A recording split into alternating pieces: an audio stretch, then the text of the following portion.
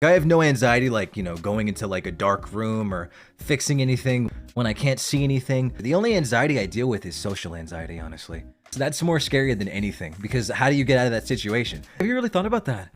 If there's a ghost in the room with you and you're in fear for your life, you just die. Like, what can you do? You're just dead. No, you're not living anymore. But when you're in a social situation and you're afraid, you can't get out of that. You wish you could die, but you can't. It's like nothing scarier than the anxiety brought upon by social things. That is the worst. Like the supernatural? Nah. What?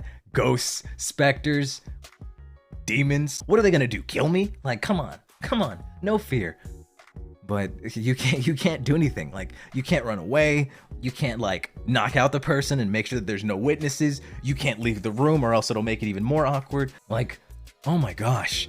I just think of being at a movie theater or ordering at a restaurant, and then you go, and then they say, oh, enjoy your meal, and then you say, you too. Do you know how many restaurants I have never been able to return to because I've done that at them? Where the waiter or the waitress is like, enjoy your meal. I'm just like, oh, you too.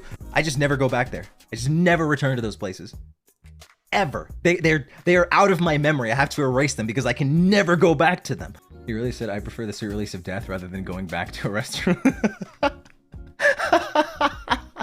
You're never gonna recover from that. You're laying in bed thinking about it. That's the one thing that you can't defend against. You'll never get through them. You'll just be trying to sleep at night. It's 3 a.m. and then suddenly you have that memory of that one really embarrassing thing that you did.